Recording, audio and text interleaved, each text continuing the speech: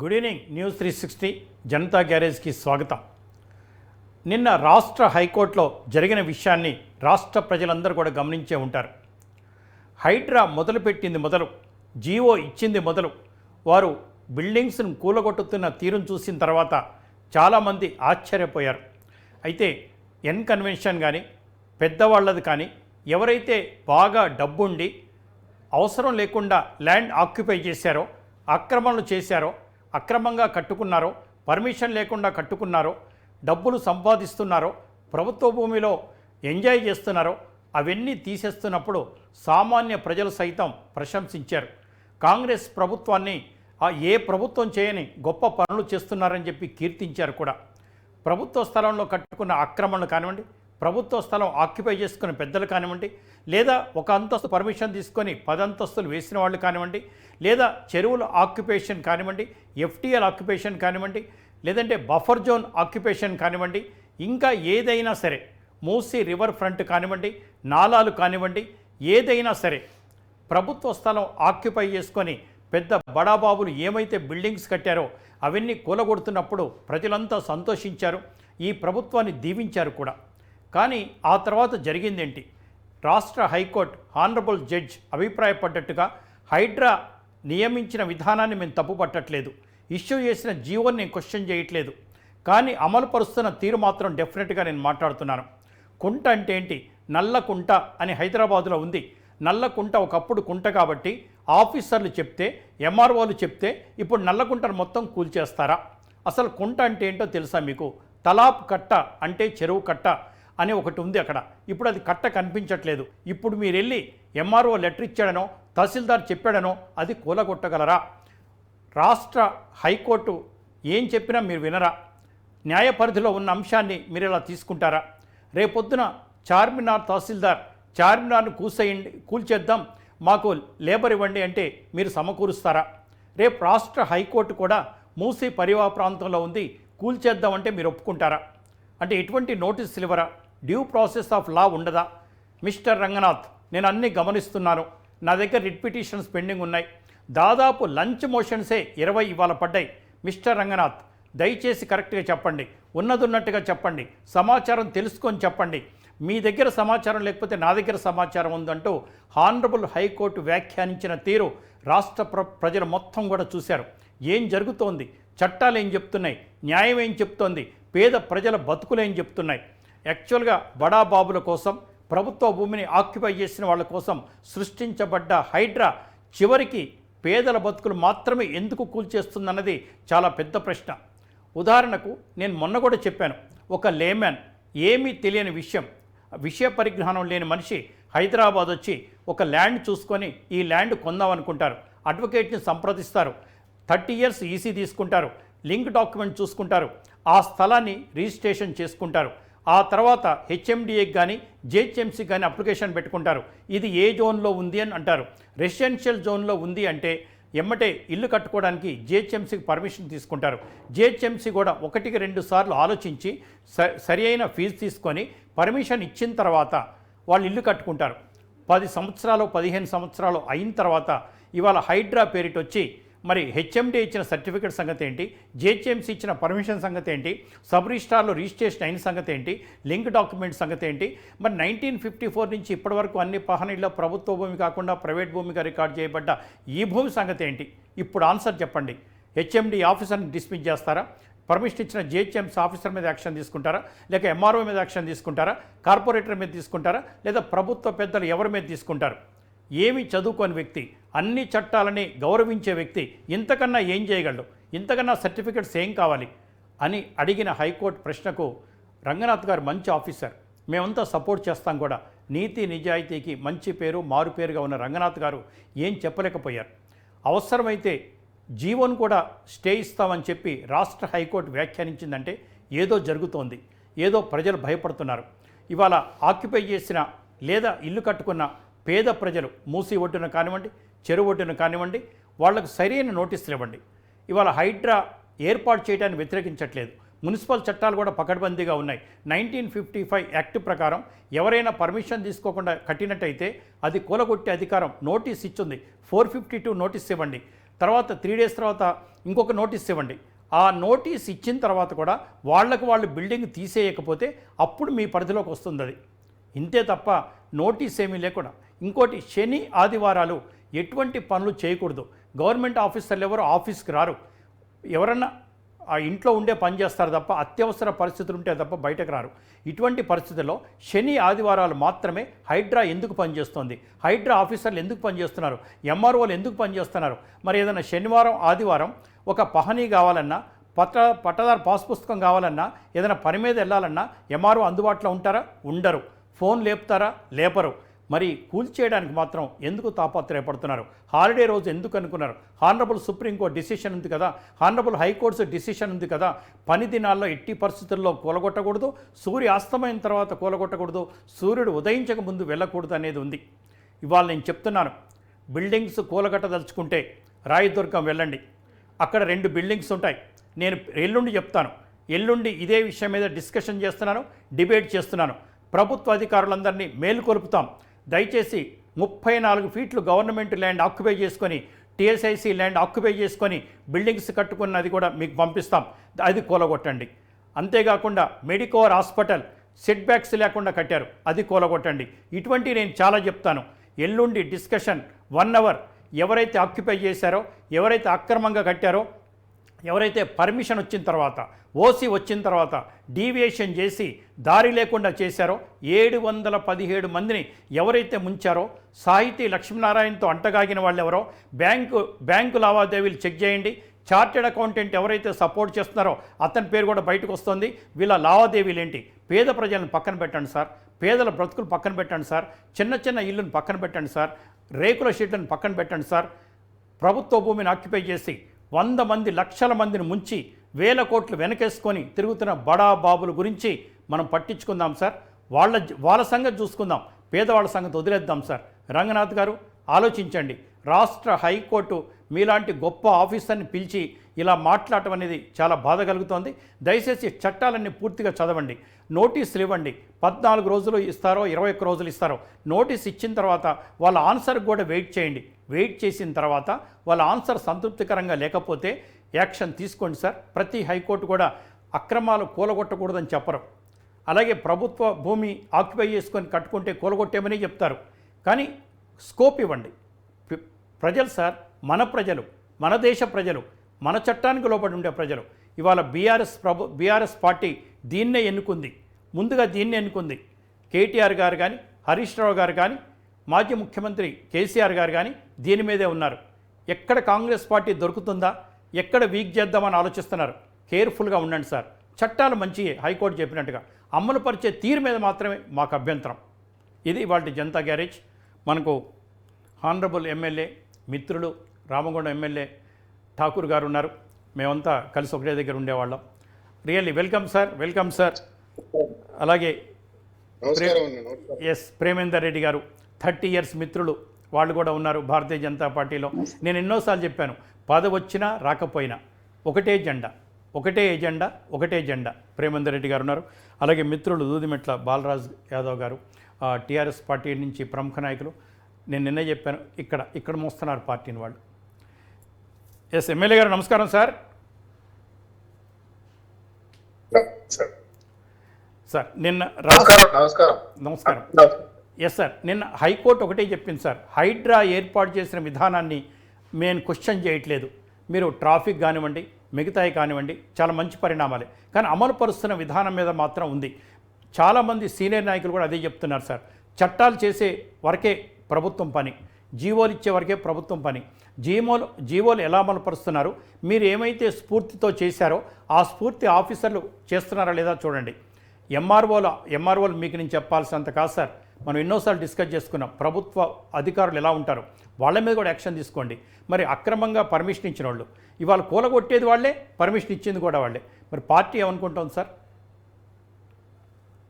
Sir నమస్కారం అందరికీ. హైడ్రా ప్రారంభంలో పెద్ద వాళ్ళు మీరు ఇప్పుడే చెప్పారు, బడా బాబులు, పెద్ద బాబులు, అక్రమదారులు, అడగోలుగా కట్టిన వాళ్ళు అందరు కడతా ఉంటే రాష్ట్రం అంతా కూడా ఒకసారి అప్రిషియేషన్ మొదలుపెట్టింది. ఎవరైనా కూడా ఇది జరగాల్సిందే అని చెప్పి గట్టిగా మాట్లాడిన వారు అదే పద్ధతిలో బడాబాబులతో పాటు ఎవరైతే అక్రమంగా కట్టుకున్నారో వాళ్ళని ఇలా కొడతా ఉంటే వారికి ఇచ్చినటువంటి నోటీసులు కొంతమందికి ఇచ్చి మరీ కబ్జాదారులు ఊరికే ఇలాంటి పత్రాలు లేకుండా కట్టుకున్న వాళ్ళను నోటీసులు ఇవ్వడం కూడా జరిగింది, కొట్టడం జరిగిందని చెప్పి అధికారులు చెప్తా ఉన్నారు. దాంట్లో నేనైతే అందరు అప్రిషియేట్ చేసిన వాళ్ళు సడన్ గా రాజకీయం చేస్తూ దీన్ని పెద్ద ఎత్తున ఆందోళన చేసే కార్యక్రమానికి ప్రజల్లో ఒక కన్ఫ్యూజన్ క్రియేట్ చేసే కార్యక్రమం చేస్తున్నారు. బాధపడేవారు సార్ ఎవడైనా సరే ఉచితంగా కట్టుకున్న ప్లాట్స్ ఎవడైనా, ఇప్పుడు నేను కూడా చూస్తా ఉన్నా శాసనసభ్యుడిగా, అది వరకు కూడా నాకు ఉన్నటువంటి అనుభవం, ఆ ప్లాట్ వాడు ఉచితంగా వచ్చినా కూడా దాంట్లో కట్టుకుంటే కొడతా ఉంటే ఎవరికైనా డెఫినెట్ గా బాధ ఉంటుంది సార్, సందేహం లేదు. కానీ అక్కడ అక్రమంగా కట్టుకున్నారా లేదా, ఇది తర్వాత జరిగే పరిణామాలు ఎట్లుంటాయి అనేది మాత్రం ఎవరు ఊహించాడు. చూసుకుందాంలే, మన కోర్ట్స్ ఉంటాయి, లేకుంటే అధికారులను మేనేజ్ చేయొచ్చు అనే ఒక భావన మన ప్రాంత ప్రజల్లో ఉన్నది. మన ప్రాంతంగా దేశమంతా అట్లే ఉంది. ఇవాళ ముఖ్యంగా హైదరాబాద్ లో ఇవాళ అన్ని ప్రాంతాల నుంచి మీరు వచ్చినట్టుగా అన్ని గ్రామాల నుంచి అన్ని రాష్ట్రాల నుంచి అక్కడ వచ్చి నివసించి డబ్బు కొంతమంది కొనుక్కోవడము, లేకుంటే కొంతమంది ఆక్యుపై చేయడము, లేకుంటే ఉచితంగా కట్టుకోవడం కొన్ని సంవత్సరాల నుంచి ఉన్న వాళ్ళు ఉన్నారు. వాస్తవమే ఇది హైడ్రా అనేది ఈ రోజు వర్షాలు, ట్రాఫిక్, ఇవన్నీ ఇబ్బందులకు చాలా అవసరం సార్. నేనైతే దీంట్లో ఖచ్చితంగా దీనికి సమర్థిస్తున్నా. ప్రభుత్వంలో కొన్ని పొరపాట్లు జరుగుతూ ఉన్నాయంటే వాస్తవం, ఇది కూడా గమనించాలి మనం. మీరు అన్నట్టుగా గతంలో మరి అధికారులు ఎవరైతే క్లియరెన్స్ ఇచ్చినారో, హెచ్ఎండిఓ క్లియరెన్స్ ఇచ్చిందో, ఆ అధికారులపై చర్యలు తీసుకుంటారనే క్వశ్చన్ ఉంది కదా. దానిపైన ప్రభుత్వం ఈరోజు చర్చ ఒక ప్రణాళికబద్ధంగా ముందుకు రావడానికి ప్రయత్నం చేస్తూ ఉంది. తర్వాత హానరబుల్ జడ్జి గారు నిన్న మాట్లాడిన మాటల్లో వాళ్ళు సమర్థిస్తూనే కొన్ని సూటిగా ప్రశ్నలు వేసిన వీడియోలో చూసిన నేను దాన్ని కూడా నిజంగా ఏకీభవిస్తా ఉన్నా. ప్రభుత్వం డెఫినెట్ గా ఏ పేదవాడిని ఇల్లు కూల్చాలనే ఆలోచన ప్రభుత్వానికి లేదు. ఒకవేళ పేదవాడికి పూర్తి స్థాయిలో కష్టపడిన వాడికి తగినటువంటి న్యాయం చేయడానికి ప్రభుత్వం సిద్ధంగా ఉందనే విషయాన్ని నేను ఖచ్చితంగా చెప్తున్నా సార్. ఈ హైడ్రాను అందరు కూడా సమర్థించాల్సిందే. నాకు తెలిసి ఒక టిఆర్ఎస్ వాళ్ళు తప్ప ఇవాళ బీజేపీకి సంబంధించిన అనేక మంది కూడా దీన్ని మంచి కార్యక్రమం చెప్పడం జరిగింది. ఎప్పుడైతే ప్రజల్లో కొంత టిఆర్ఎస్ అప్పుడు రంగంలో దిక్కింది, ఇదే టిఆర్ఎస్ సంబంధించిన నాయకులు ఇవాళ మీరు వీడియోస్ సోషల్ మీడియాలో చూస్తా ఉన్నాను. నేను ట్రావెలింగ్ లో ఉన్నా సార్. అక్కడ కేసీఆర్ గారే మాట్లాడారు, అసెంబ్లీలో మాట్లాడారు. ఆయన సబ్ కమిటీ మీటింగ్ లో ఇక్కడ మాట్లాడినట్టున్నాడు. కేటీఆర్ కూడా అసెంబ్లీలో మాట్లాడాడు. హైదరాబాద్ బాగుపడాలంటే ఎవరైతే చెరువు ప్రాంతాల్లో ఉన్నటువంటి ఎఫ్టీఎల్ బఫర్ జోన్ లో కట్టుకున్న వాళ్ళను, తర్వాత మూసీ నది పరివాహక ప్రాంతాల్లో కట్టుకున్న వాళ్ళను, నారాల పక్క కట్టుకున్న వాళ్ళను కూల్చేయాల్సిందే, తీసేయాల్సిందే అని స్పష్టంగా చెప్పినటువంటి వాళ్ళు ఈరోజు వారి యొక్క రాజకీయానికి ఒక గుర్తింపుకు మళ్ళొక అవకాశం కొరకు ప్రతి ఒక్క అంశం మీద ఈ ప్రభుత్వం వచ్చి 9 నెలల కాలంలో ఇలా ఇచ్చిన మాట 5 గ్యారెంటీల్లో 6 గ్యారెంటీలు 5 పూర్తి చేసినాం. రైతు మాఫీ, రుణమాఫీ చేస్తున్నాం. భారతదేశంలో అందరు గర్వంగా చెప్పుకునే విధంగా ప్రతి ఒక్క అంశం మీద వాళ్ళు ఒక బురద జల్లే కార్యక్రమం. దీంట్లో ప్రధానంగా ఆర్టీసీ బస్సు కూడా, మహిళలపై కూడా మీరు మాట్లాడిన సంఘటనలు చూసినారు ఇలా. అంటే అదే రకంగా ప్రతి దానిపై ఒక బురద జల్లే కార్యక్రమం తప్ప పని కట్టుకొని వాళ్ళు దీన్ని ఒక అడ్వాంటేజ్ తీసుకున్నటువంటి రాజకీయ దురుద్దేశం తప్ప వాళ్ళే మాట్లాడిన వాళ్ళు అంటే వారికే చెల్తుంది. దోపిడీ గురించి వాళ్ళే మాట్లాడతారు, పర్మిషన్ల గురించి మాట్లాడతారు వాళ్ళే, కూలగొట్టాలని చెప్తారు వాళ్ళే. వాళ్ళు చేసినటువంటి బడాబాబులు ఎవరైతే ఉన్నారో వాళ్ళ చుట్టూ తిరిగే వాళ్ళకు ఒక్కొక్కరికి ఫామ్ హౌస్లకు పర్మిషన్లు ఇచ్చింది వాళ్ళే. దాని మీద వాళ్ళు జవాబు చెప్పాల్సిన బాధ్యత, 10 సంవత్సరాలు అధికారంలో ఉన్నటువంటి వాళ్ళు జవాబు చెప్పాల్సిన బాధ్యతను మర్చి ఇవాళ ఈ ప్రభుత్వంపై ఒక బురద జల్లే కార్యక్రమం. ఎమ్మెల్యే గారు what my request to you is, ఒకటి ఎఫ్టీఎల్ ఏదో ఫిక్స్ చేయండి, బఫర్ జోన్ ఫిక్స్ చేయండి. ఆ 2 ఫిక్స్ చేసిన తర్వాత మార్కు లోపలికి ఏవైతే ఇల్లు వచ్చినాయో సార్ దాన్ని కూడా మార్క్ చేయండి. అంటే ఆ ప్రజలతో మాట్లాడండి, కార్పొరేటర్తో మాట్లాడండి, సంబంధిత ఎమ్మెల్యేని కూడా పిలవండి. ఆ ఎమ్మెల్యేకి, కార్పొరేటర్కి, ప్రజాప్రతినిధులకి వీళ్ళకి అనుబంధం ఉంటుంది.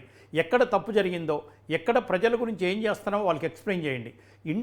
వింటారు. ఇంకో దగ్గరికి రిహాబిలిటేషన్ చేద్దాం. లేదా వాళ్ళు కోర్టుకు వెళ్తే కోర్టు ఏం చెప్తుందో అది చేద్దాం.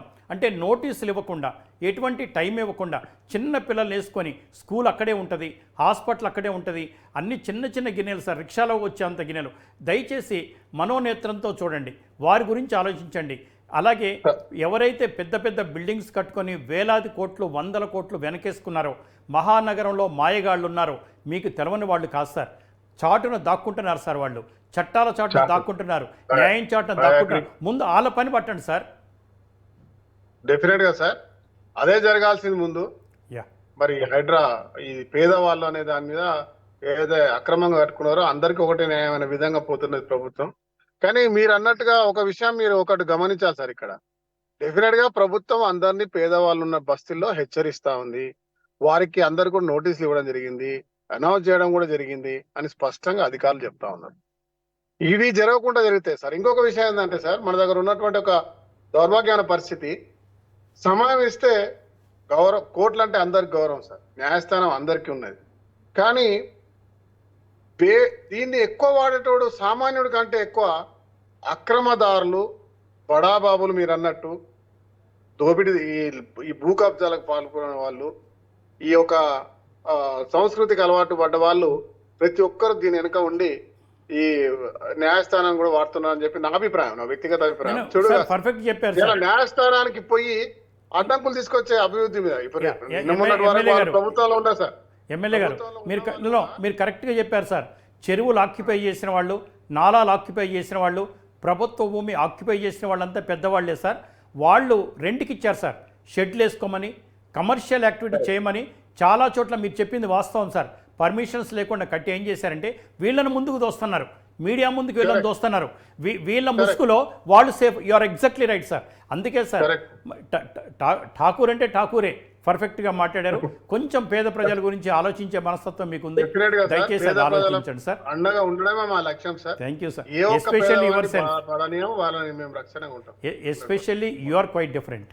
డెఫినెట్గా సార్. అసలు కేసీఆర్ గారు ఒకసారి అక్రమ కట్టడాల గురించి వారు కూడా మాట్లాడారు, ప్రముఖ నాయకులు కాబట్టి. వారు ఏం మాట్లాడారు చూసిన తర్వాత నేను ప్రేమేందర్ రెడ్డి గారి దగ్గరికి వెళ్దాం. ప్లీజ్ కేసీఆర్. 28,000 అక్రమ కట్టడాలున్నాయండి హైదరాబాదులో. వర్షం నీళ్ళని తీసుకుపోయేటువంటి నాలాల మీద, స్టామ్ వాటర్ డ్రైన్స్ మీద 28,000 అక్రమ కట్టడాలని మెర్సీలెస్గా ఒకటి మాత్రం చేస్తున్నాం. ప్రతి సర్కిల్కు ఒక ఫ్లయింగ్ స్క్వాడ్ పెట్టమని ఇప్పుడు చాలా సీరియస్ ఆదేశాలు ఇవ్వడం జరిగింది.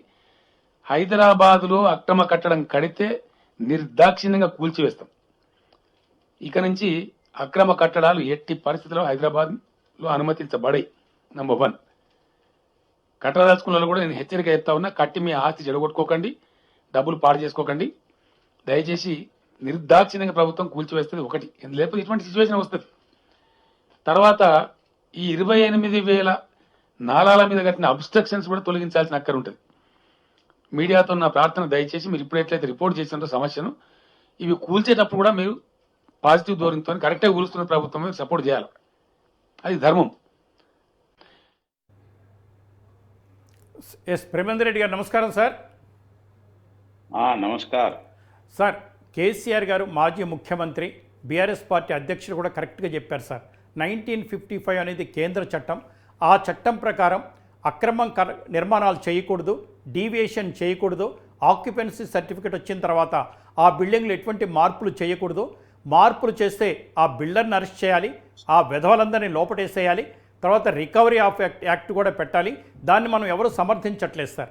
కానీ హైడ్రా ఏర్పాటును కూడా హానరబుల్ హైకోర్టు సమర్థించింది సార్, వ్యతిరేకించలేదు. కానీ వారు అనుసరిస్తున్న విధానం అంటే పేద ప్రజలు ఎవరైతే ఇల్లు కట్టుకున్నారో వాళ్ళకు నోటీసులు ఇవ్వండి, ప్రాపర్ టైం ఇవ్వండి. ఆ టైం లోపల వెకేట్ చేయకపోతే అప్పుడు ఇంకొక నోటీస్ ఇవ్వండి. అలా యాక్షన్ తీసుకోండి. మీ యాక్షన్ ప్లాన్ ఏంటో చెప్పండి. సాటర్డే సండే ఎలా కూలగొడతారు? చిన్నపిల్లలు ఉంటారు, ముసలి వాళ్ళు ఉంటారు, మరి రోగులు ఉంటారు. వీళ్ళందరూ కూడా గమనించారా? పేద ప్రజల జోలికి ఈజీగా వెళ్ళగలుగుతున్నారు. మరి 100% నేను చెప్తున్నాను సార్, మినిమం 200 బిల్డింగ్స్ ఉంటాయండి. హైదరాబాద్ వెస్ట్ వెళ్ళండి, రాయదుర్గం వెళ్ళండి, ఎంతమంది అక్రమార్కులు వేల కోట్లు సంపాదించారో వాళ్ళంతా, నేను అంటే అనకూడదు కానీ ఈ ప్రాంతం వాళ్ళు ఏం కాదులేండి, అంత సంపాదించే అలా చేసే మన ప్రజలుగా అలాంటి స్థితి ఉంటే ఇక్కడ ఎందుకుంటాం? అలాంటిది నేను వేరే బయట నుంచి వచ్చిన వాడు ఎంత అక్రమంగా దోచేసుకున్నారంటే దయచేసి బయట పెట్టండి. ఈ చిన్న విషయం ఒకటి మీ దృష్టి తీసుకొస్తాను సార్. మన పక్కన ఉన్న తమిళనాడు ఉంది, ప్రభుత్వాలు అక్కడ మారుతూ ఉంటాయి. పార్టీల మధ్య విపరీతమైన గొడవలు ఉంటాయి, కొట్టుకునేదాకా వెళ్తారు. కానీ రాష్ట్రం కాపాడుకోవాల్సిన విషయం వచ్చినప్పుడు మాత్రం వాళ్ళంతా ఒకటి అవుతారు సార్. మీరు కోయంబత్తూరు చూడండి, ఇంజనీరింగ్ పరిశ్రమ అభివృద్ధి చెందింది. సేలం చూడండి, స్టీల్ పరిశ్రమ అభివృద్ధి చెందింది. అలాగే ఈ రోడ్డు కానివ్వండి, తిరుపూర్ కానివ్వండి, ప్రతి బండ సార్ అక్కడ. కానీ కాటన్ పరిశ్రమ ఎంత దేశం మొత్తానికి సప్లై చేసే అంత కాటన్ పరిశ్రమ ఉంది. అలాగే చిరుచెందూరు కానివ్వండి, తర్వాత తిరుచిరాపల్లి కానివ్వండి, శ్రీరంగం కానివ్వండి, కావేరీ బెల్ట్ అంతా, కావేరీ బేసిన్ అంతా వరి పండిస్తారు. రైస్ మిల్స్ కూడా ఉండవు సార్ అక్కడ. అంటే ఇంజనీరింగ్ పరిశ్రమ ఎక్కడ ఉండాలి, కాటన్ పరిశ్రమ ఎక్కడ ఉండాలి, స్టీల్ పరిశ్రమ ఎక్కడ ఉండాలి, కేవలం వరి పంట ఎక్కడ ఉండాలి, ఇవన్నీ కూడా ఒక్కసారి నిర్ణయించిన తర్వాత ఎవరు అతిక్రమించలేదు సార్ రూల్స్. ఇన్ని వందల సంవత్సరాల నుంచి ద్రవిడ సోదరులు ఎవరు కూడా దాన్ని వ్యతిరేకించలేదు. ఏ పార్టీ వచ్చినా దాన్ని విధ్వంసం కూడా చేయలేదు సార్. అలాంటి మంచి సంస్కృతి మన దగ్గర కూడా రావాలి సార్. అంటే గ్రామకంఠం అంటారు, ఇల్లు కట్టుకోవాలంటే ఎక్కడ కట్టుకోవాలి, ఇండస్ట్రీ పెట్టాలంటే ఎక్కడ పెట్టాలి, తర్వాత ఫార్మా ఎక్కడ ఉండాలి, ఐటీ ఎక్కడ ఉండాలి, ఇవన్నీ కూడా మన హైదరాబాద్ రాష్ట్రం అంటే ఇప్పుడున్న తెలంగాణ రాష్ట్రం అదృష్టం సార్. మీరు ఏ పరిశ్రమ ఎన్నుకున్నా మంచి ప్లేసులు ఉన్నాయి, నీటి వస్తుంది, అన్ని వసతులు ఉన్నాయి. కానీ దయచేసి పేదల మాటన దాక్కున్న పెద్దవాళ్ళ గురించి వాళ్ళని చూసి బూచిగా చూపించి మన హైదరాబాద్ని తెలంగాణని పాడు చేసుకోవద్దు సార్. ఒక మంచి తెలంగాణ నిర్మించే అవకాశం, అధికారం మీ అందరికీ ఉన్నాయి. నమస్కారం సాంబశివరావు గారు, మీకు మరియు డిబేట్లో పాల్గొంటున్న యొక్క పెద్దలకు, మీ ద్వారా వింటున్న యొక్క ప్రజలకు అందరికీ కూడా హృదయపూర్వక నమస్కారం. మీరు చెప్పింది చాలా చక్కగా చెప్పారు, వాస్తవ విషయాలు చెప్పారు. ఇది ఏదైనా కూడా మనకు ప్రభుత్వం మంచి విషయం తీసుకొస్తే ఎప్పుడైనా హర్షిస్తారు. తర్వాత అక్రమంగా చేసే దానిపైన ఎవరు ఎదిరించినా సినిమాలో కానీ బయట కానీ దాన్ని కూడా ప్రజలు అప్రిషియేట్ చేస్తారు. కానీ దాని ముసుగులో ఇతరత్రా చేస్తే మాత్రం తప్పక వ్యతిరేకిస్తారు. ఇవాళ నేను ఒకటే విషయం చెప్పేది, FTL ఫుల్ లెవెల్ ట్యాంక్ అది కనుక ఉంటే, ఆ లోపల ఉంటే మీరు కొట్టేస్తే కూడా ఎవరేమన్నారు. మీరు అన్నట్టు ఏంటంటే సహజ న్యాయ సూత్రాలు అనేది పాటించాలి. ఏమవుతుంది, ఓ నెల రోజులు పోతే 2 నెలలు పోతే మీరు చేయాలని కనుక మీకు ఖచ్చితంగా కనుక ఉంటే నోటీసులు ఇచ్చి కోర్టుకు పోయి ఎన్ని చేసినా 2-3 నెలల్లో మీరు చేయాలనుకుంటే. అది కనుక 3-4 నెలలు ఎడైతుంది.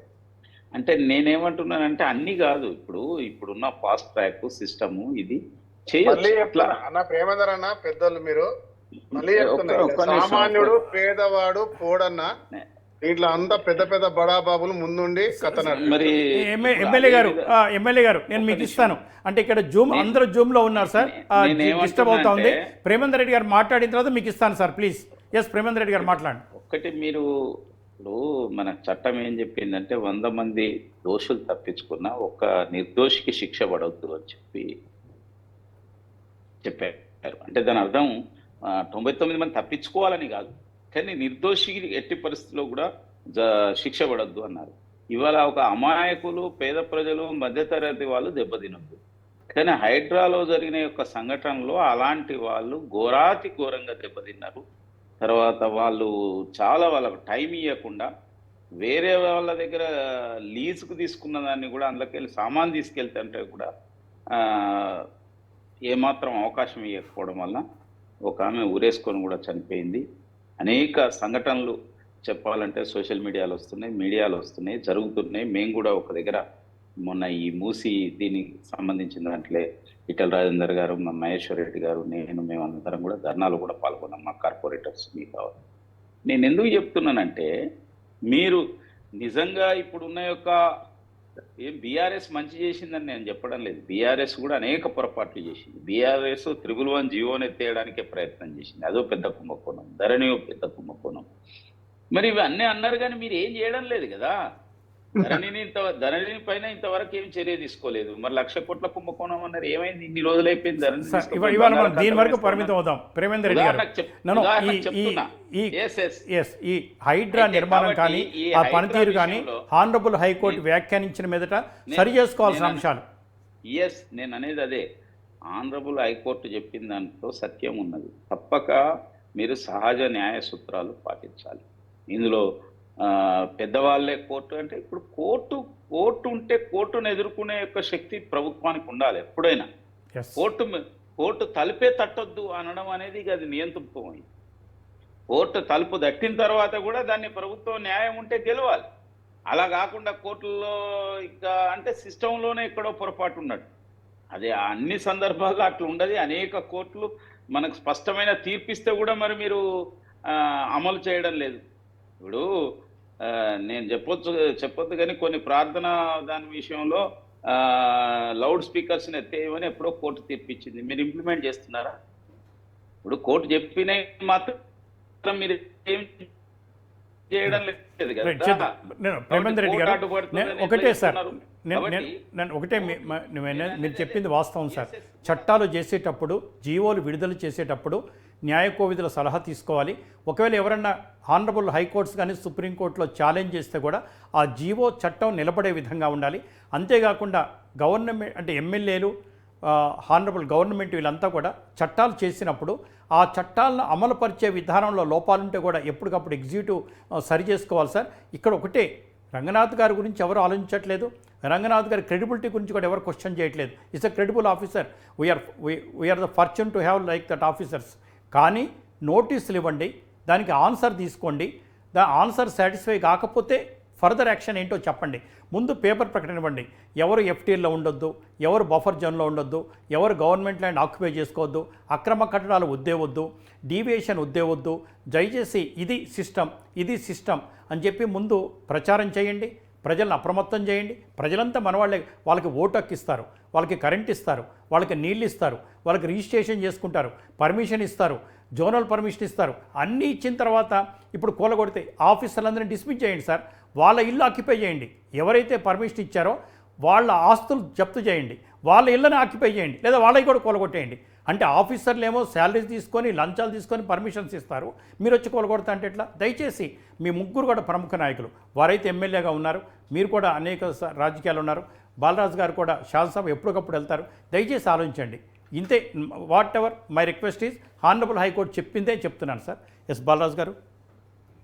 ముందుగా సాంబశివరావు గారు, మీకు అదేవిధంగా న్యూస్ 360 ప్రేక్షకులకి, అదేవిధంగా యాజమాన్యానికి, అదేవిధంగా ప్యానెల్లో పెద్దలు, నూతనంగా ఎన్నికైనటువంటి రాజ్ ఠాకూర్ గారికి నా శుభాకాంక్షలు.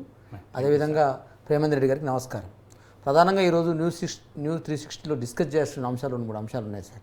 ఇవాళ హరీష్ రావు గారు మాట్లాడినా, కేటీఆర్ గారు మాట్లాడినా, దూదిమేట బాలయ్య మాట్లాడినా, మీరు మాట్లాడినా, పేదల పక్షపాతం, ఎవరైతే రెక్కాడితే డొక్కాడని జీవితాలతో బతుకుతున్న వాళ్ళు, నిరంతరం శ్రమ చేసుకుంటూ ఆ ఉన్నటువంటి ఒక 2 అర్రలను శ్రమజీవనం చేసుకుంటూ బతికే వాళ్ళు ఎవరైతే ఉన్నారో, అదేవిధంగా ఇవాళ రెంట్లు కట్టలేక అనేక రకాల ఇబ్బందులు పడుతూ ఆ చిన్న గుడిసెలోనే ఆధారం చేసుకొని సార్ ఇప్పుడు ఇల్లు అనేది ఎంత ఆధారం అంటే మనిషి జీవితంలో సార్ ఇల్లు పెళ్ళి అనేది చాలా ప్రామాణికం సార్. ఆ ఇల్లులో 30 సంవత్సరాలు సార్, ఒకరోజు ఈరోజు కాదు వాళ్ళు ఉన్నది, 30 ఏళ్ళ నుంచి జీవనం కొనసాగిస్తూ ఉన్నారు. ఆ జీవనం కొనసాగించే క్రమంలో వారు ఉంటున్నటువంటి ఏదైతే ఇల్లును నిర్దాక్షిణ్యంగా, ఎటువంటి పర్మిషన్ లేకుండా, ఎటువంటి నోటీసు లేకుండా, ఎటువంటి సమయం ఇవ్వకుండా హడావుడిగా సండే రోజు, సాటర్డే రోజు, హాలిడే రోజు వచ్చి కూలగొట్టడమే ఈ ప్రభుత్వం చేసిన మొదటి తప్పు సార్. ఎప్పుడైతే మేము ఏదైతే జూలై హైడ్రా ఏర్పాటు సార్, హైడ్రా ఏర్పాటు పట్ల కానీ, హైడ్రాకు నియమించబడిన రంగనాథ్ గారి యొక్క వ్యవహార శైలి పట్ల కానీ మాకు ఎటువంటి అభ్యంతరం లేదు సార్. అదేవిధంగా ఈ హైదరాబాద్ ప్రాంతంలో ఇలా హైదరాబాద్ అనే మెట్రోపాలిటన్ సిటీగా మారింది. సుమారు 1 కోటి పైచిలకు జనాభా ఇక్కడ నివసిస్తూ ఉన్నది. ఆ నివసించే క్రమంలో వారికి కావాల్సిన సదుపాయాల విషయంలో కావచ్చు, అదేవిధంగా హైదరాబాద్లో జరుగుతున్నటువంటి ఆక్రమణల విషయంలో కావచ్చు, ఎఫ్టీఎల్ పరిధిలో కట్టుకున్నటువంటి విషయాలు కావచ్చు, అదేవిధంగా బఫర్ జోన్లో కట్టుకున్న ఇండ్ల విషయంలో కావచ్చు, అదేవిధంగా నాలాల పైన కట్టుకున్న విషయంలో మా మాజీ ముఖ్యమంత్రి కేసీఆర్ గారు స్పష్టంగా చెప్పినారు. ఆక్రమణ ఎవరు చేసిన ఆక్రమణ అనే సందర్భంలో ఇలా ఆక్రమణ ఎక్కడ జరిగింది, ఎట్లా జరిగింది, వాళ్ళు పాటిస్తున్న పద్ధతుల మీద హైకోర్టు సూచన చేసింది సార్. నేను ఏమంటున్నంటే ఇవాళ 2-3 అంశాలు. జూలై 19వ తారీఖు రోజు హైడ్రా ఏర్పడ్డది సార్. జూలై తర్వాతకి ఆగస్టులో పని మొదలుపెట్టింది సార్. పని మొదలుపెట్టిన తర్వాతకి మొదటగా వీళ్ళు కొంతమంది పెద్దల ఇల్లు కూల్చారు సార్. అప్పుడు హైడ్రాకు అప్రిషియేషన్ వచ్చింది సార్, 100% అప్రిషియేషన్ వచ్చింది. మేము ప్రతిపక్షంలో ఉన్న మేము కూడా ఏం చెప్పినామంటే 100% పెద్దవాళ్ళు ఎవరైనా ఉన్నట్టయితే, అటువంటి ఆక్రమణ నిజమైన తేలితే, అది ఎఫ్టీఎల్ అంటే చెరువు లోపల కట్టినట్టయితే, చెరువును ఆక్రమించినట్టయితే, ఆ చెరువు రేపు హైదరాబాద్ ముప్పుకు కారణమైతే ఆక్రమణ అనేది 100% కూలగొట్టాల్సిందని బీఆర్ఎస్ పార్టీ చెప్పినాం సార్. తదనంతరం ఎప్పుడైతే మీరు పెద్దవాళ్ళని వదిలిపెట్టి పేదవాళ్ళ వచ్చే క్రమంలో సార్ 2 అంశాలు చెప్పింది సార్. ఇలా అమర్ సొసైటీలో ఉన్నటువంటి ఇల్లు ముఖ్యమంత్రి గారు స్వయాన రేవంత్ రెడ్డి గారి యొక్క సోదరుడు తిరుపతి రెడ్డి గారి ఇల్లు ఒకటి ఎలిగేషన్కి వచ్చింది సార్. తదనంతరం ఇవాళ నిన్న హరీష్ రావు గారు ఒక స్పీచ్లో చెప్పారు సార్, కొడంగల్లో రెడ్డి కుంట అనే కుంట ఉంది, సర్వే నెంబర్ 33లో రేవంత్ రెడ్డి స్వయాన ముఖ్యమంత్రి రేవంత్ రెడ్డి గారి ఇల్లే ఇవాళ FTL పరిధిలో ఉంది, దాన్ని కూలగొడతారా, కూలగొడిన తర్వాత బయట వాళ్ళ పేదవాళ్ళ మీకు రాండి అని 2 చెప్పారు సార్. 3వ అంశం సార్, ఇవాళ మహేందర్ రెడ్డి గారు మాజీ మంత్రి గారు సార్, వారు చెప్పారు అయ్యో నాది కూడా కొంత ఉందయా, బఫర్ జోన్లో ఉంది, FTL పరిధిలో ఉంది, మరి ఇక నేను కూడా కొంత ఆక్రమించుకున్న మాట వాస్తవంగా చాలామంది ఆక్రమించుకున్నారని వారే స్వయాన చెప్పారు సార్. ఇలా ఈ రాష్ట్ర క్యాబినెట్లో 12 మంది ఉంటే సార్, ఆ 12 మందిలో రెవెన్యూ శాఖ మంత్రి గారి సంబంధించినటువంటి ఏదైతే ఫామ్ హౌస్ ఉందో దాంట్లోనే ఉన్నది సార్. అదేవిధంగా రేవంత్ రెడ్డి గారికి సంబంధించినటువంటి ఫామ్ హౌస్ కూడా FTL పరిధిలోనే ఉంది సార్. ఇలా చాలామంది ఫామ్ హౌజులు చాలామంది సంబంధించిన హౌజులు కొన్ని FTL పరిధిలో ఉన్నాయి సార్. వాటి మీద చర్య తీసుకుంటుంది అనుకొని చాలామంది సంబరపడ్డారు సార్. ఎప్పుడైతే 2-3 పెద్దవాళ్ళకి కూలగొట్టగానే పేర్లు అప్రస్తుతం కానీ ఆ 2-3 పెద్దవి కూలగొట్టగానే పెద్దవాళ్ళ మీదకి పోతుంది హైడ్రా, చాలా గొప్పగా చేసింది రేవంత్ రెడ్డి అని మాట్లాడింది సార్. ఎప్పుడైతే ఓన్లీ ప్రామాణికంగా అంటే బూచిగా మాత్రం పెద్దవాళ్ళని ఒకరిద్దరిని చూపించి బలి చేసేది మాత్రం పేదవాళ్ళు అనేటువంటి ఎప్పుడైతే హైడ్రా చర్య తీసుకుందో అప్పుడు జనం రియాక్ట్ అయ్యారు సార్. ఎప్పుడయ్యారు సార్, మీరు ఏదైతే మూసీ సుందరీకరణ పేరుతోటి ఇలా ఇదే రేవంత్ రెడ్డి గారు ముఖ్యమంత్రి గారు 2-3 రకాల సందర్భాల్లో స్పీచ్లో చెప్పారు సార్, మూసీ సుందరీకరణ చేయబోతా ఉన్నాం, 50,000 కోట్లు అవసరమైందని చెప్పారు సాంబశివరావు సార్. తర్వాత తదనంతరం చేద్దాన్ని 150,000 కోట్లకు పెంచారు సార్. 150,000 కోట్లు పెంచిన సందర్భంలో కొన్ని సౌదీ బేస్డ్ కంపెనీతో కానీ కొన్ని పాకిస్తాన్ బేస్డ్ కంపెనీతో చర్చలు జరుగుతూ ఉన్నాయి, లేదా జపాన్ బేస్డ్ కంపెనీతో చర్చలు జరుగుతూ ఉన్నాయి, ఆ కంపెనీలకు ఇస్తా ఉన్నారని ఒక మాట వచ్చేది. 2వ మాట ప్రపంచ బ్యాంకు నిధులు కూడా తీసుకొస్తామని చెప్పారు సార్. సార్ ప్రపంచ బ్యాంక్ ఇవాళ కమ్యూనిస్టులు అడుగుతాను సార్, ఈ టీవీ ద్వారా అడుగుతాను నేను, ప్రపంచ బ్యాంకు పేరు చెప్తేనే ఒంటికాల మీద లేసే కామ్రేడ్స్ ఎక్కడ ఉన్నారని అడుగుతా ఉన్నా సార్. ఇలా ప్రపంచ బ్యాంకు నిధులు తీసుకొచ్చి మూసీ సుందరీకరణ చేస్తే 100% ప్రపంచ బ్యాంకు గుత్తగా అప్పిస్తారు. నేను ఒకటి బాలరాజు గారు ఒక విషయం చెప్తాను, కమ్యూనిస్టు పార్టీలు చేయడం వల్లే కాలువలు ఆక్యుపై చేసుకోండి, చెరువులు ఆక్యుపై చేసుకోండి, ప్రభుత్వ భూముల్లో గుడిసెలు వేసుకోండి, నాలాలు ఆక్యుపై చేయండి, ఎవరైనా వస్తారో చూస్తామని చెప్పి పేద ప్రజల్ని రెచ్చగొట్టిందే భారతదేశంలో కమ్యూనిస్ట్ పార్టీలు. ఒకవేళ ఎవరైనా కమ్యూనిస్టు సోదరులు కామెంట్ చేయదలుచుకుంటే నా మీద కామెంట్ చేయండి, మిగతా విషయాలు నేను సపోర్ట్ చేస్తాను. కానీ ఆక్యుపేషన్లో మాత్రం ప్రభుత్వ భూముల ఆక్యుపేషన్లో కానీ, నాలాల ఆక్యుపేషన్లో కానీ, లేదా చెరువుల ఆక్యుపేషన్లో కానీ, కుంటల ఆక్యుపేషన్లో కానీ, కాలువల ఇవన్నీ కానీ చేసింది మాత్రం మ్యాక్సిమం కమ్యూనిస్టు పార్టీలే. ఇవాళ ఏం చేయదలుచుకున్నారు మీరు హైదరాబాద్ని? ప్రభుత్వ భూమి అడగండి, భూమిలో ఇల్లు కట్టుకోండి, పేద ప్రజలకు అక్కడివ్వండి. ఇది కాదు కదా వాళ్ళు చేసింది. వాళ్ళు చేసింది గత 70 సంవత్సరాల నుంచి ఇండియా మొత్తం చేశారు, ఈ తెలంగాణ కూడా చేశారు సార్. సాంబశివరావు గారు, యా, ఇదే క్రమంలో నేను చెప్పేది ఏంటంటే ఇవాళ 100% హైడ్రా విధి విధానాల మీద కానీ, హైడ్రా నియామకం పట్ల కానీ, రంగనాథ్ గారి యొక్క వ్యవహార శైలి మీద కానీ హైకోర్టు తప్పట్లేదు సార్. ఎక్కడ తప్పట్టిందంటే ఇవాళ మీరు ఏదైతే మీరు చేస్తున్న చర్యలు ఏదైతే ఉన్నాయో ఆ చర్యలకు సంబంధించి ఎందుకు మీరు ఆ హాలిడే రోజు చేస్తూ ఉన్నారు, సండే రోజు వస్తేనే చేస్తూ ఉన్నారు, లేకపోతే ఇంకొక రెండోది హాలిడే సమయంలో ఎందుకు చేస్తూ ఉన్నారు, సండే రోజు ఎందుకు చేస్తూ ఉన్నారు, ప్లస్ నోటీసులు ఎందుకు ఇవ్వట్లేరు, వాళ్ళకు నోటీస్ సర్వ్ చేసి వాళ్ళకు కొన్ని రోజులు టైం ఇచ్చి మీరు మారాల్సిన అవసరం చెప్పి నోటీస్ ఇవ్వకుండా కూలగొడుతున్నారు అనేది ఇచ్చేస్తారు. ఇంకోటి కూడా సార్, ఇవాళ హైడ్రా ఏర్పడతారు, దాని విధానం ఏంటి సార్, దాని పరిధి ఏంటి సార్? ఇవాళ GHMC పరిధిలో హైడ్రా ఏర్పడి GHMC మొత్తం GHMC కూడా కొన్ని విధి విధానాలు ఉన్నాయి కదా, GHMC పరిధి మీరు ఉల్లంఘిస్తున్నట్టే కదా, GHMC యొక్క హక్కులని కూడా మీరు హరిస్తున్నట్టే కదా. ఇదే GHMCలో ఇదే పేదలు నివసిస్తూ ఉంటే ఇదే GHMC వాళ్ళకి NOC ఇచ్చింది సార్, ఇదే GHMC వాళ్ళకు డ్రైనేజ్ ఇచ్చింది సార్, ఇదే GHMC వాళ్ళకు పవర్ ఇచ్చింది సార్, ఇదే GHMC వాళ్ళకు అన్ని రకాల హక్కులు ఇచ్చింది సార్. మీరే కేసీఆర్ గారు కోలుకొట్టుకున్నారు కదా, అక్రమణ వద్దన్నారు కదా, మీరే సపోర్ట్ చేస్తున్నారు సార్. నేనేమన్నా సార్ అక్రమణ అయితే మీరు వాళ్ళకు నోటీస్ ఇచ్చి కూలగొట్టండి, వాళ్ళకి సదుపాయం సార్. నేను ఇంకో మాట 100% యాక్సెప్ట్ చేస్తాను. నేను ఇంకోటి కూడా సార్ నేనేమంటున్నానంటే మీరు నిషిద్ధ ప్రాంతం ఏందో తేల్చరు, బఫర్ జోన్ ఎంతో తేల్చరు, FTL పరిధి ఏందో తేల్చరు, ఊరికనే ఇష్టం వచ్చినట్టు కూలగొడతామని చెప్పేసి పెద్దోళ్ళకి 2 కూలగొట్టి పేదోళ్ళు మాత్రం 12,600 మంది పేదోళ్ళ మీద మీరు పడితే 100% Banjara hills 10 road number Janata garage అనేది వెయిట్ చేస్తుంది అని హరీష్ రావు గారు చెప్పిన మాట మేము వాస్తవం చేస్తా ఉన్నాం. పేదవాళ్ళు ఎవరైనా రండి, మీకు న్యాయం జరగకపోతే సార్ పేదవాళ్ళు న్యాయాన్ని ఆశ్రయించకపోతే సార్ వాళ్ళకి న్యాయవాది లేకపోవచ్చు సార్. కానీ జనతా గ్యారేజ్ లెక్క మా బంజారాస్ రోడ్ నెంబర్ 10 తెలంగాణ భవన్ మా హరీష్ రావు గారు 24/7 వెయిట్ చేస్తా ఉన్నా. మీ లీగల్ సెల్ ఏర్పాటు మీరు రండి పేదలారా.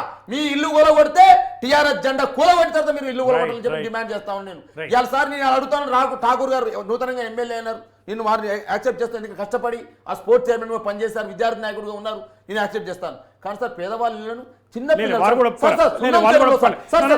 ఒక మాట సార్, సున్నం చెరువులో సార్ ఒక చిన్న అమ్మాయి ఏం మాట్లాడింది సార్, మా డాడీ బిగ్ బజార్ నుంచి ఒక బాటిల్ తెచ్చాడు, ఆ బాటిల్లో నీళ్ళు తాగుతాను నేను, కానీ ఆ బాటిల్ కూడా అంకులు తీసుకొని దాన్ని ఇరగొట్టిపోయారు జేసీబీతో పుస్తకాలను తీసేసి. ఒక్క నిమిషం బాలరాజు గారు, ఇది గౌరవనీయ ముఖ్యమంత్రి గారు లేదా కాంగ్రెస్ పార్టీ నాయకులు లేదా వాళ్ళంతా చెప్తే చేసే పని కాదు.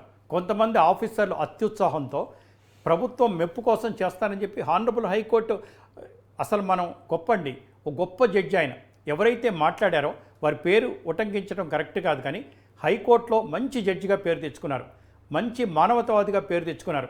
వారి కోర్టులో ఈ కేసు రావడం అనేది చాలా మంచి శుభ పరిణామం. రేపు మంచి ఆర్డర్స్ ఇస్తారని, ఇంప్లిమెంట్ చేసి ఆర్డర్స్ ఇస్తారని ప్రభుత్వం తప్పకుండా అమలు పరుస్తుందని కూడా ఆశిద్దాం సార్.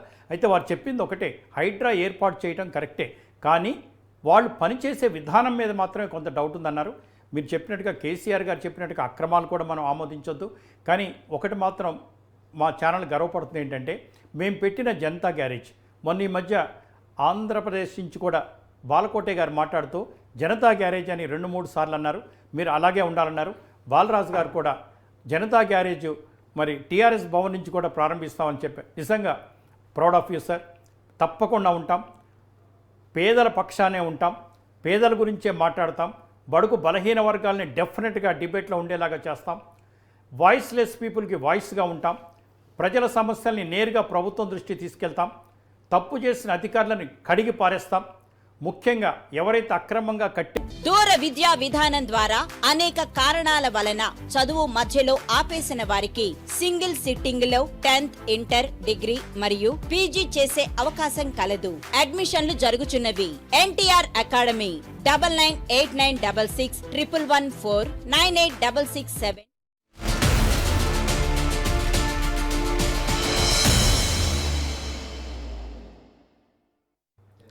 జనతా గ్యారేజ్కి తిరిగి స్వాగతం.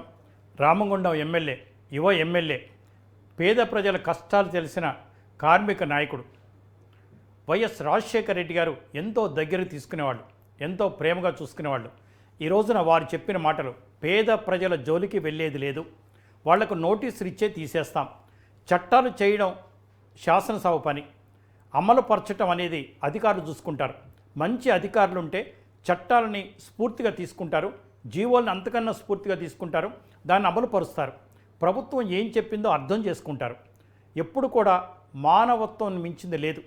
హానరబుల్ హైకోర్టు అయినా, ఆఫీసర్లైనా, ప్రభుత్వం అయినా, ఎమ్మెల్యేలైనా, పార్టీ నాయకులైనా, ప్రజల గురించి ఆలోచించి ఎవరైనా మానవత్వం ఫస్ట్, మిగతాయన్ని నెక్స్ట్ అనేది ఒక్కటి చూసుకోవాలి.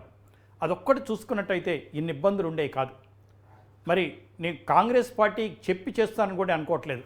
ఎంఆర్ఓలు కానీ, కింది స్థాయి అధికారులు కానీ ఏంటో పేద ప్రజల్ని కూలగొట్టాలన్నా, పేద ప్రజల ఫైలు రిజెక్ట్ చేయాలన్నా, పేద ప్రజల్ని 1కి 10 సార్లు ఆఫీస్ చుట్టూ తిప్పుకోవాలన్నా, వాళ్ళు చెట్టు కింద కూర్చుంటున్నప్పుడు చూసి కూడా ఎవరు బాధపడరండి. వాళ్ళు భోజనం చేశారా లేదా, మంచినీళ్ళు తాగారా లేదా, వర్షం పడుతుందా లేదా, ఎండ ఉందా లేదా, చలి ఉందా లేదా, అరే ఒకే వ్యక్తి ఈ నెలలో 10 సార్లు మా ఆఫీస్కి ఎందుకు వచ్చారు, ఎక్కడ లోపం జరుగుతోంది అని ఆలోచించేవాళ్ళే లేరండి. అటువంటి వెధవల్ని అసలు రిక్రూట్ చేసుకోవద్దు, రిక్రూట్ చేసుకుని డిస్మిస్ చేయాలి. వాళ్ళు ప్రజా సేవకులండి, పబ్లిక్ రిప్రజెంటేటివ్స్ కూడా విలువివ్వరు. ఒక ఎమ్మెల్యే కలెక్టర్ కన్నా చాలా హయ్యర్ ర్యాంక్. కలెక్టర్ ఎమ్మెల్యే గారిని సార్ అని పిలవాలి, ఎమ్మెల్యే గారి పేరు పెట్టి పిలవాలి. కానీ ప్రోటోకాల్ ఎవరైనా చేస్తారు? అసలు ఈ sarpanch is more than collector. Yes, sarpanch public representative. నేను ఎవరిని సార్ అనమంటం లేదు, అసలు సార్ అనే పదం తొలగించేయాలి, దాన్ని బ్యాన్ చేయాలి ప్రేమేందర్ రెడ్డి గారు. సార్ ఎస్ ఠాకూర్ గారు. ఇప్పుడు హలో సార్, ఎమ్మెల్యే గారు చెప్పండి.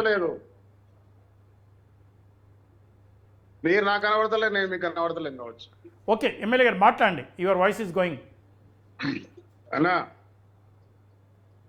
థ్యాంక్ యూ అన్నా. ఇప్పుడు పెద్దలందరూ మాట్లాడినట్టుగా నేను మళ్ళీ చెప్తా ఉన్నాను, పేదల జోలికి పోవడం అనేది ఏ ఒక్క రాజకీయ నాయకుడు కూడా చేయరు. ఇది నిజం. ఎందుకంటే వారు చూస్తూ ఏ పేదవాడిని కూడా తరమేయాలి, వాళ్ళని అణచేయాలి, తొక్కేయాలని చెప్పి ఎవ్వరు కూడా భావించారండి. నేను నిరంతరం ప్రజల్లో ఉండే వ్యక్తిని. చిన్ననాటి నుంచి ప్రేమేందర్ రెడ్డి నాకు బాగా తెలుసు. విద్యార్థి నాయకుడిగా వారితో కలిసి చూసి వారితో నేర్చుకున్నవాడిని కాబట్టి చెప్తున్నా. ఇంకో సోదరుడు వారికి కూడా మంచి నాయకులు, వాళ్ళకు కూడా తెలుసు మేము ఎట్లా కష్టపడుతున్నాం. ఎక్కడ కూడా పేదవాళ్ళు ఇవాళ మీరు అన్నది ఇంతకుముందు ఒక కమ్యూనిస్టులు ఎక్కడైతే కుంటలు, చెరువులు, కబ్జా మొత్తం ఎవరైతే ఆక్రమించినటువంటి కార్యక్రమం చేశారో వాళ్ళే.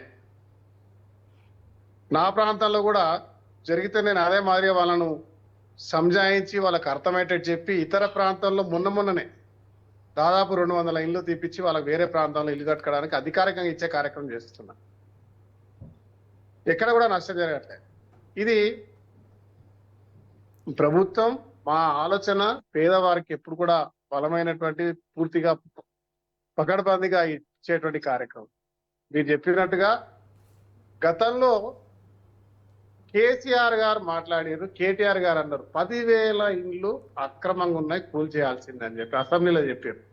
చెప్తూ ఇంకా ఎంఐఎం సంబంధించిన నాయకులను పేరు పెట్టి పిలుస్తూ గౌరవంగా బైసాబ్ సమజ్నేకి కోషిష్ కర్నా అని చెప్పాడు. తర్వాత అదే కేసీఆర్ గారు దాంట్లో మాట్లాడి 18 నుంచి 28,000 మంది ఉన్నారు అని చెప్పారు. అంటే ఈ 10 సంవత్సరాలు మున్సిపల్ మినిస్టర్గా ఉన్నటువంటి కేటీఆర్ గారు మరి మాట్లాడిన తర్వాత ఎన్ని బిల్డింగ్లకు పర్మిషన్ ఇచ్చారు, ఎన్ని బిల్డింగ్లకు పర్మిషన్ లేకుండా 5-6 ఫ్లోర్లు కట్టుకున్నారు, 111 జీవోలో ఎన్ని మంది ఇండ్లు కట్టుకున్నారు, ఆయన స్వయంగా కట్టుకున్నటువంటి ఫామ్ హౌస్ కూడా అక్కడి నుంచే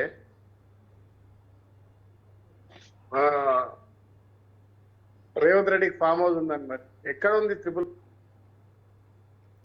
చేస్తుంది. ఎందుకు ఎమ్మెల్యే గారు దయచేసి కేటీఆర్ గారు పదే చెప్పారు అక్రమంగా ఉంటే కూలగొట్టేయమన్నారు సార్. కూలగొట్టేయండి, కొట్టేయమని చెప్పిండు, ఇల్లు కొట్టేయండి ఫస్ట్ అని చెప్పిండు. ఎక్కడ కూడా వెనక్కిపోయేది లేదు. నంబర్ 1. ఇంకొక అంశం ఏంటంటే నేను ఒకటే అడుగుతా ఉన్నా, ఇవాళ రాజకీయాలు నేను దూరంగా ఉంటాయి తెలుసు కానీ గింత నీచంగా ఉంటాయని నాకు తెలియదు. ఇలా హరీష్ రావు గారు, కేటీఆర్ గారు బయటికి వచ్చి చేస్తున్న తీరు చూస్తా ఉంటే నాకు ఆశ్చర్యం అనిపిస్తా ఉంది.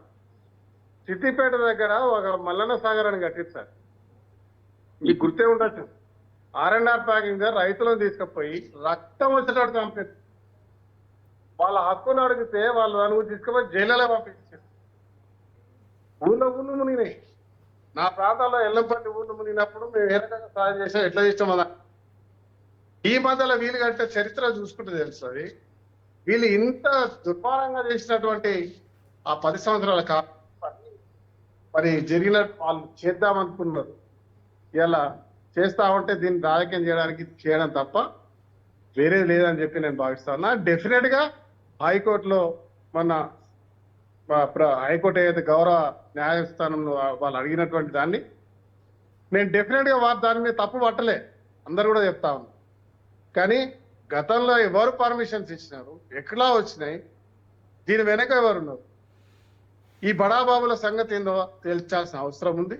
దాంతోపాటు పేదవాళ్ళందరినీ కూడా డెఫినెట్ గా ఈ ప్రభుత్వం వారికి నోటీసులు ఇస్తుంది, సమయం ఇస్తుంది, వారికి తగినటువంటి ప్రాంతాన్ని ఏర్పాటు చేసి R&R ప్యాకేజ్ కూడా ఏర్పాటు చేస్తుంది, వాళ్ళకి గౌరవంగా ఉండేటట్టు చేస్తున్న విషయాన్ని మాత్రం నేను ఖచ్చితంగా చెప్పగలుగుతా. తప్పకుండా సార్, నేను ఇందాక అదే చెప్పాను సార్. మళ్ళీ చెప్తా ఉన్నా. దాంట్లో నేను ఈ ఇప్పుడు అపోజిషన్ ఎవరైతే దీని మీద లేని హంగామాలు చేస్తా ఉన్నారో వారందరూ కూడా వారి హాయంలో ఉన్నప్పుడు ఇవన్నీ తుంగలో దొక్కినారు. 60 ఫీట్ల రోడ్లు ఉన్న దగ్గర తన వాళ్ళు ఎవరైనా వెంచర్ వేస్తుంటే తాత్కాలిక ఆ రోడ్లను 100 ఫీట్లకు మార్చుతున్నట్టు ఒక జీవో ఇవ్వడం, అది చూపించి అదనపు ఫ్లోర్లకు పర్మిషన్ తెచ్చుకోవడం, పర్మిషన్ రాగానే ఆ జీవోని విత్డ్రా చేసుకోవడం లాంటి దుర్మార్గమైన పనులు చేశారు. ఇట్లా నేను కొన్ని ఫ్లైఓవర్లు కట్టి ప్రజల కళ్ళకి గంతలు కట్టి ఏదో గొప్పగా చేస్తున్నట్టు చేశారు. హైదరాబాద్ ఆ- ఆ నాశనం ఎమ్మెల్యే అవుతుందని గారు, చెప్తా ఆ ఉంటారు. చర్చ వర్షాకాలం నీళ్లు రాగానే ఊటి కొట్టుకోపోగానే ఇవన్నీ ఆ చర్చ- అక్రమం ఆ చర్చ కట్టిర్రు, మనం కొట్టేయాలి, చేద్దాం సార్. తీసేయాలని చెప్పిర్రు. ఇవన్నీ చేసేటువంటి ఆ కథ చేసిన వాళ్ళు ఈ రోజు మళ్ళీ వచ్చి మాట్లాడుతూ ఉంటే ఇదిగో బాధాకరం. ఇంకోటి ఎమ్మెల్యే గారు మా- ఒకటి అంటే నేను స్వయంగా చూశాను.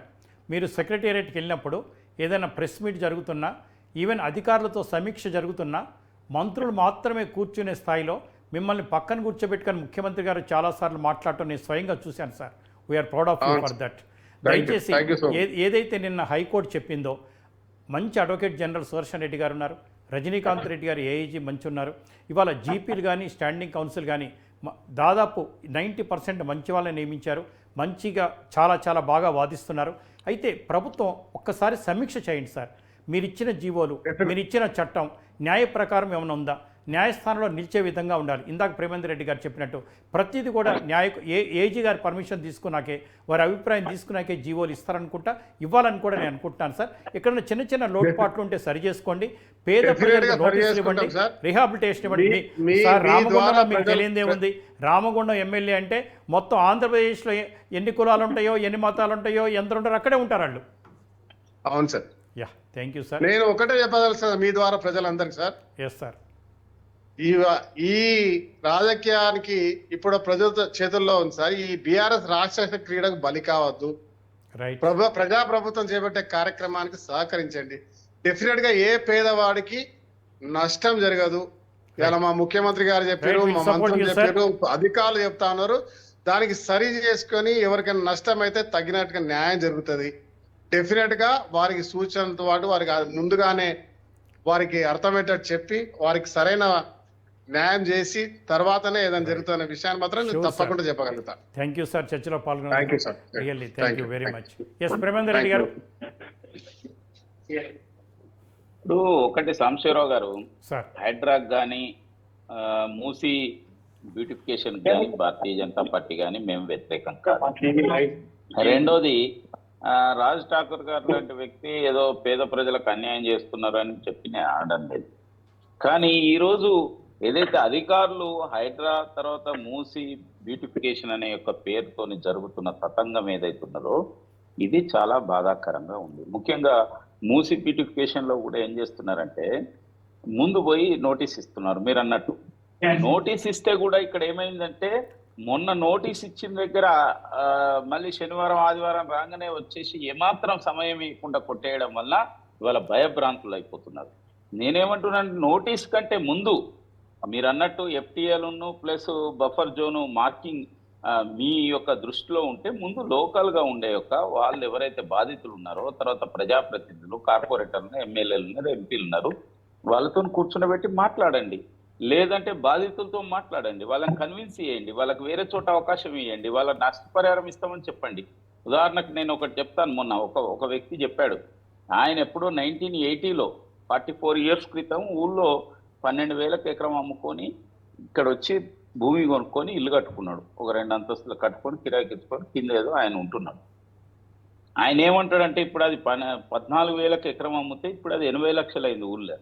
ఇవాళ ఇది కూల్చేస్తారంటే నేనేం చేయాలి, నా జీవితం ఏంది, నేను ఎలా ఈ వయసులో ఏం చేయాలి అంటే దానికంటే ముందు నేనేమంటున్నా అంటే వాళ్ళతో మాట్లాడాలంటున్నా. మాట్లాడి మీరు కన్విన్స్ చేయండి. ఇంకోటి అన్ని చోట్ల బఫర్ జోన్ తీసుకోవాల్సిన అవసరం లేదు. దానికంటే లోపల ఇప్పుడు నది లోపల ఉన్నది కానీ ఎఫ్టీఎల్ లోపల ఉన్న వాటిని తప్పక మీరు తీయవలసిందే. బఫర్ జోన్ విషయంలో కూడా వాళ్ళని ఒప్పించి తీయండి, వాళ్ళతో మాట్లాడండి, వాళ్ళకి ఆల్టర్నేటివ్ క్రియేట్ చేయండి. కానీ ఏది చేయకుండా కనుక చేస్తే ఇది చాలా ఇబ్బందికరమైన పరిస్థితి ఉంది. అందుకోసమే హైకోర్టు ఇవాళ స్పందించింది. తప్పక మనం హైకోర్టును ఇవాళ ప్రశంసిస్తున్నారు ప్రజలందరూ. ఎందుకంటే ఏ దుక్కు లేనివాడు కోర్టుకే పోతాడు. మరి ఇంకెట్లా న్యాయం అనేది ఏ విధంగానైనా అప్పుడప్పుడు ప్రభుత్వాలు చేస్తున్న యొక్క దీనికి కోర్టుకు తలుపులు తడతాడు. తప్పక కోర్టు తలుపులు తడితే కోర్టు కనుక ఇచ్చే డైరెక్షన్కు తప్పక ప్రభుత్వం కానీ అధికారులు కానీ విలువ ఇవ్వాలి. విలువ ఇచ్చి దాని ప్రకారం ఆలోచించాలి. ఈరోజు రంగనాథ్ గారు ఒక మాట, నాకు సంబంధం లేదు, ఇది నా పరిధిలో లేదు. తర్వాత జిహెచ్ఎంసీ మన బ్యూటిఫికేషన్ దానం కిషోర్ గారు మా పరిధిలో లేదు అంటే మెల్లమెల్లగా తప్పుకుంటున్న యొక్క పరిస్థితి కనిపిస్తుంది. కానీ ఇప్పుడు జరిగిన ఎవరు మరి చేసినట్టు దానికి బాధ్యులు ఎవరు? ఇది ప్రభుత్వం ఎక్కడ తప్పించుకోవట్లేదన్నా.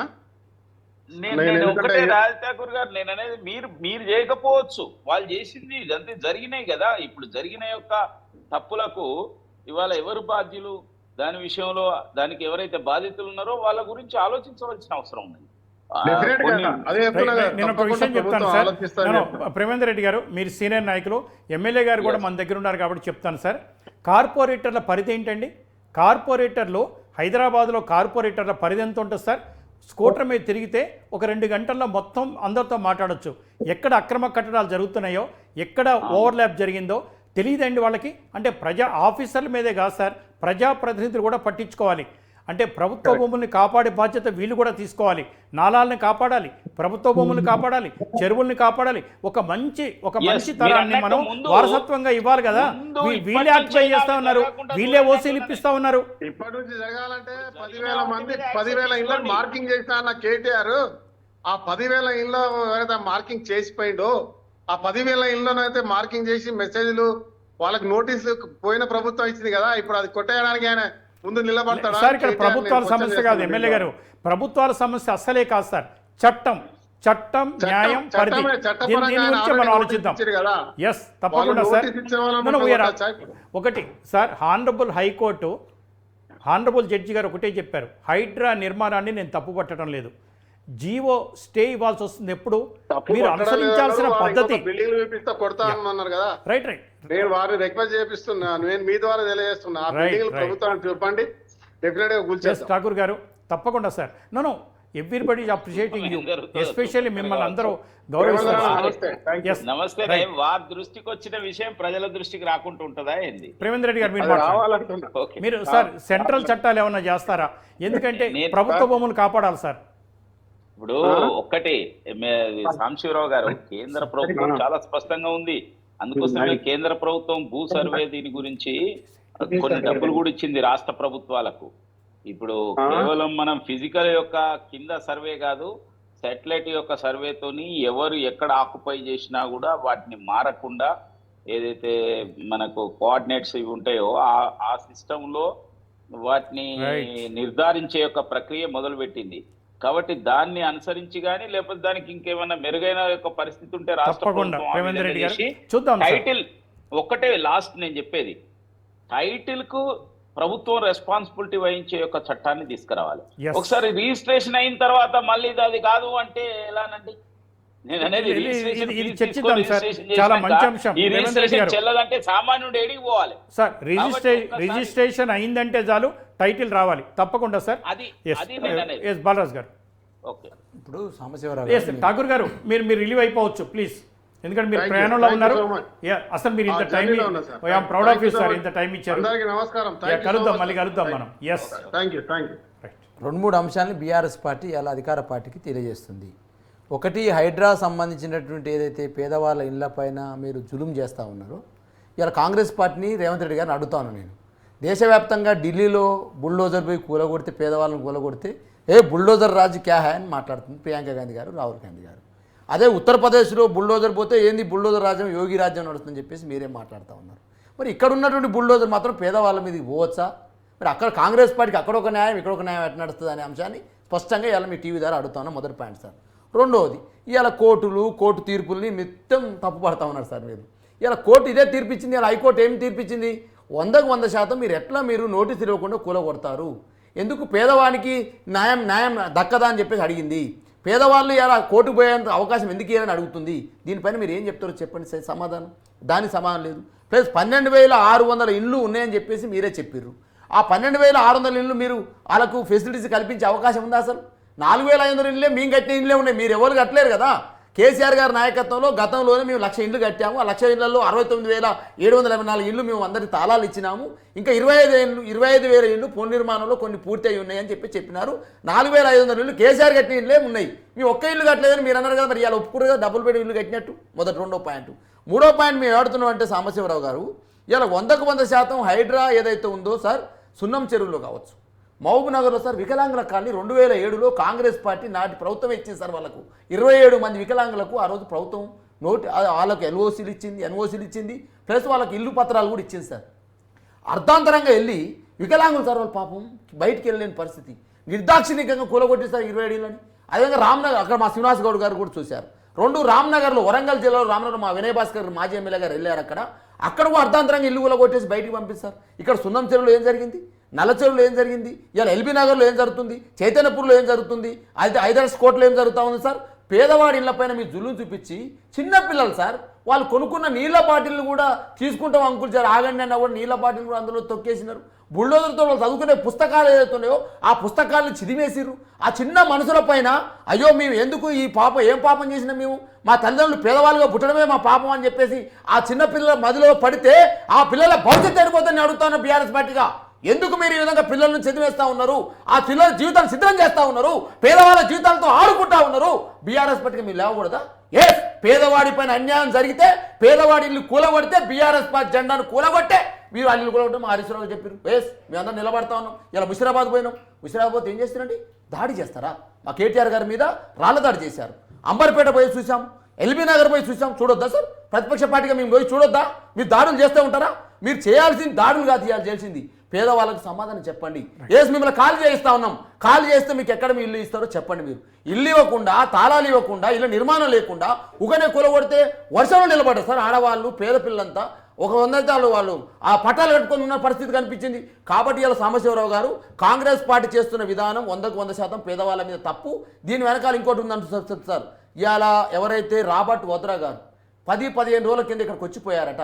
ఈ 150,000 కోట్ల బడ్జెట్తో ప్రవేశపెట్టే ఏదైతే ఈ సుందరీకరణ 100% కాంగ్రెస్ పార్టీ పెద్దవాళ్ళ చేతులు పెద్దవాళ్ళ నుంచి నడిపిస్తున్నారు. ఇది రేవంత్ రెడ్డిది కాదు, 100% సోనియా గాంధీ గారు వస్తా ఉందని అంటా ఉన్నాను. ఇది ఇవాల్టి జనతా గ్యారేజ్. కాంగ్రెస్ నాయకులు మాట్లాడినట్టుగా డెఫినెట్గా పేదల పక్కన ఉంటాం, పేదల వరకే మేము పనిచేస్తాం. ఏదైతే కేసీఆర్ గారు చెప్పారో అక్రమ కట్టడాలుగా హైదరాబాద్లో ఉండకూడదు, తెలంగాణలో కూడా అస్సలే ఉండకూడదు. కానీ పేదలు ఎక్కడైతే తెలిసి తెలియక ఇల్లు కట్టుకున్నారో, ఎఫ్టీఎల్ లోపల ఉన్న, బఫర్ జోన్లో ఉన్న, ప్రభుత్వ భూమిలో ఉన్న, నాలాల పైన ఉన్న, దయచేసి నోటీసులు ఇవ్వండి, మార్క్ చేయండి. ఆ మార్కు లోపల ఎవరున్నా సరే కన్సర్న్ ఎమ్మెల్యే తీసుకెళ్ళండి, ఎమ్మెల్సీని తీసుకెళ్ళండి, మంత్రిని తీసుకెళ్ళండి, కార్పొరేటర్ని తీసుకెళ్ళండి, వాళ్ళందరినీ కూర్చోబెట్టండి, మాట్లాడండి. మరి హైదరాబాద్లో వర్షం వస్తే ఎంత ఇబ్బంది ఉంటుందో వాళ్ళందరికీ ఎక్స్ప్లెయిన్ చేయండి, రిహాబిలిటేషన్ చేయండి. ఆ తర్వాత ఖాళీ చేయకపోతే తప్పకుండా చర్య తీసుకునే అవకాశం మీకు రాష్ట్ర హైకోర్టు ఇచ్చింది. 1955 చట్ట ప్రకారం కూడా 452 నోటీస్ ఇవ్వండి, తర్వాత 633 నోటీస్ ఇవ్వండి, తప్పకుండా చర్య తీసుకోండి. అంతేకాని సాటర్డే సండే ఎట్టి పరిస్థితుల్లో కూడా కూలగొట్టొద్దు. చిన్నపిల్లలు ఉన్నారో చూసుకోండి, ఇంట్లో రోగస్తులు ఉన్నారో చూసుకోండి, వయసు మళ్ళిన వాళ్ళు ఉన్నారో చూసుకోండి. కడు పేద ప్రజలకు మాత్రం ఒక కన్నీరు పెట్టకుండా చూడండి, మనోనేత్రంతో చూడండి. తప్పకుండా ఎవరైతే పెద్దవాళ్ళు ఆక్రమించి కట్టుకున్నారో, 1000 కోట్లు సంపాదించారో వాళ్ళది కూలగొడుతున్నప్పుడు ప్రజలందరూ సంతోషించారు కూడా. కానీ బడుగు బలహీన వర్గాల గురించి ఆలోచించే ప్రభుత్వాలే మనుగడ కొనసాగిస్తాయి తప్ప పెద్దవాళ్ళ గురించి ఎటువంటి చట్టాలుండవు, ఎటువంటి న్యాయాలుండవు. ఇవాళ న్యాయస్థానాన్ని తలుపు తట్టాలన్నా పేదవాళ్ళు ఫీజు కట్టుకోగలరా? అక్కడి దాకా వెళ్ళగలరా? కానీ వాళ్ళ హానరబుల్ హైకోర్టు మంచి జడ్జీలు ఉన్నారు కాబట్టి, మనోనేత్రంతో చూశారు కాబట్టి, మానవత్వంతో స్పందిస్తున్నారు కాబట్టి మరి చట్టాలు కూడా మంచిగా వస్తాయని ఆశిద్దాం. ఏది ఏమైనా సరే తప్పకుండా ప్రభుత్వం మళ్ళీ ఒకసారి ఆలోచించి మరి చెరువులు ఆక్రమించిన వాళ్ళ మీద చర్య తీసుకోమని చెప్తున్నారు అందరూ కూడా. కానీ ఒకసారి నోటీసులు ఇవ్వండి. డ్యూ ప్రాసెస్ లా అనేది most important in the modern society. చర్చలో పాల్గొన్న ఎమ్మెల్యే ఠాకూర్ గారికి, ప్రేమేందర్ రెడ్డి గారికి అండ్ బాలరాజు గారికి నమస్కారం. ఇది వాళ్ళ జనతా గ్యారేజ్. నమస్కారం.